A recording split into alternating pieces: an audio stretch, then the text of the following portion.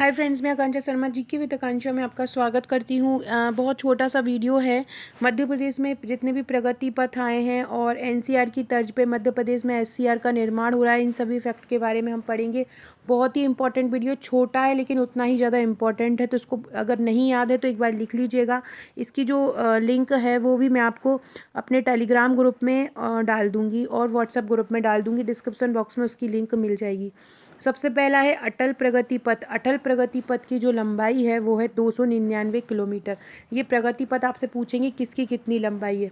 नर्मदा प्रगति पथ, नर्मदा प्रगति पथ की लंबाई है 867 किलोमीटर। विंध्य प्रगति पथ की लंबाई है 676। कोई भी ट्रिक बना के याद लिखो। अटल जी 299 है, एक कम रह गया 300 में। नर्मदा में अटल रहती है नर्मदा, तो 8 से अड़ा हो जाएगा तो 68 हो जाएगा। विंध्य प्रगति 676 है। विंध्य में दोनों तरफ से 6 हैं, तो विंध्य प्रगति 676 है। मालवा विकास पथ की लंबाई है 450 किलोमीटर।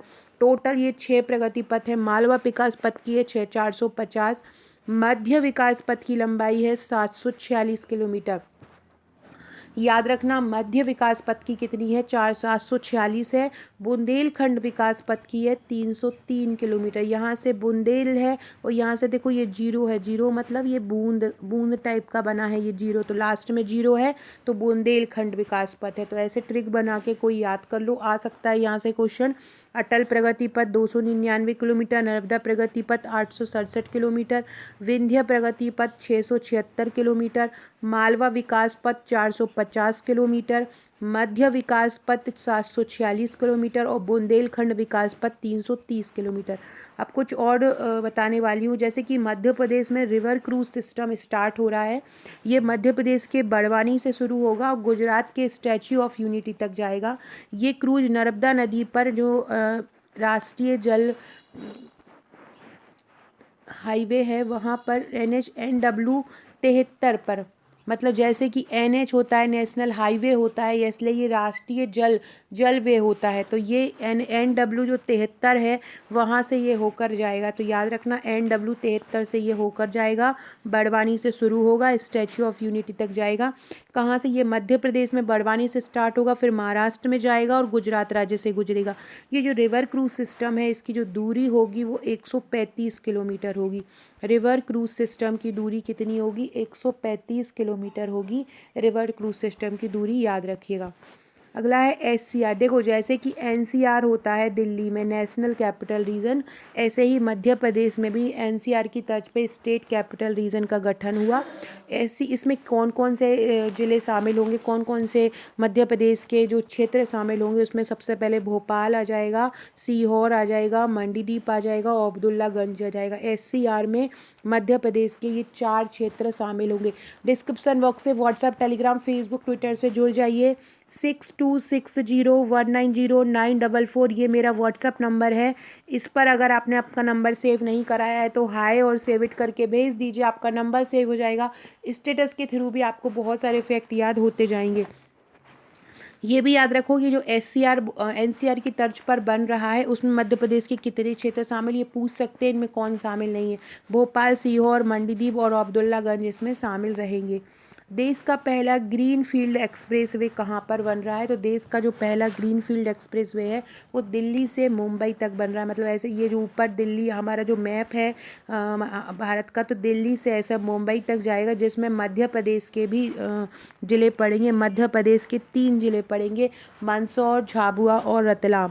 टोटल जो ग्रीन फील्ड एक्सप्रेस वे है उसकी लंबाई है 1380 किलोमीटर और मध्य प्रदेश में ये 240 किलोमीटर गुजरेगा।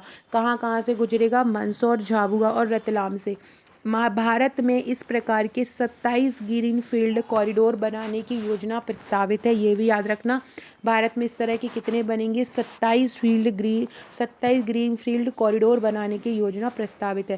पहला ग्रीन फील्ड एक्सप्रेस वे कहाँ से है, दिल्ली से मुंबई तक है, 1380 है, मध्य प्रदेश में 240, मंदसौर, झाबुआ और रतलाम से गुजरेगा।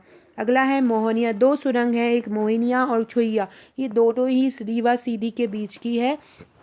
मोहनिया सड़क सुरंग जो है वो सबसे बड़ी सुरंग है, नेशनल हाईवे 39 पर है और मोहनिया की जो लंबाई है वो 2.28 किलोमीटर है। मोहनिया जो सड़क सुरंग है उसकी लंबाई कितनी है? 2.28 किलोमीटर है मोहनिया सड़क सुरंग की लंबाई भी याद रख लेना कितनी है? 2.28 है। मोहनिया सड़क सुरंग मध्य प्रदेश की सबसे बड़ी सड़क सुरंग है। दूसरा है छुइया घाटी सुरंग। छुइया घाटी जो सुरंग है वो रीवा सीधी के बीच मध्य प्रदेश की सबसे लंबी सुरंग है। रीवा सीधी के बीच मध्य प्रदेश की सबसे लंबी रेल सुरंग है। ये सबसे बड़ी सुरंग है ही। और छुइया घाटी जो है वो सबसे बड़ी रेल सुरंग है, याद रखना रेल सुरंग है। और रीवा के गोविंदगढ़ और सीधी के बगवार के मध्य छुइया घाटी में इसका निर्माण किया गया है। पहले ये करी गई थी जो मोहनिया वाली है, इसके बाद अभी ये छुइया घाटी है। मोहनिया की जो है वो 2.8 है और ये जो छुइया घाटी है वो 3.34 किलोमीटर है। तो याद रखना कितनी है? 3.34 किलोमीटर। अगला है अटल प्रगति पथ। अटल प्रगति पथ मध्य प्रदेश, उत्तर प्रदेश और राजस्थान लाभान्वित होंगे। ये पूछ सकते हैं अटल प्रगति पथ से कौन कौन लाभान्वित होगा? तो अटल प्रगति पथ से मध्य प्रदेश, उत्तर प्रदेश और राजस्थान लाभान्वित होंगे। याद रखना मध्य प्रदेश, उत्तर प्रदेश और राजस्थान अटल प्रगति पथ द्वारा लाभान्वित होंगे। अटल प्रगति पथ की कुल लंबाई 404 किलोमीटर है। इसको चंबल एक्सप्रेसवे भी कहा जाता है। अटल प्रगति पथ को चंबल एक्सप्रेसवे कहा जाता है। ये लास्ट टाइम एमपीपीएससी ने पूछा था। अटल प्रगति पथ कहाँ कहाँ से होकर गुजरेगा? मध्य प्रदेश, उत्तर प्रदेश और राजस्थान से। सो फ्रेंड्स, ये था हमारा आज का वीडियो। अभी मध्य प्रदेश के खनिज और उद्योग में शाम को 5-6 बजे एक वीडियो में करवाऊंगी, क्योंकि वहाँ से पिछली बार क्वेश्चन पूछे गए हैं। रैंकिंग के क्वेश्चन भी उसी में आ जाएंगे। सो फ्रेंड, वीडियो अच्छा लगा हो तो लाइक शेयर सब्सक्राइब जरूर कीजिएगा। Okay friends, thank you.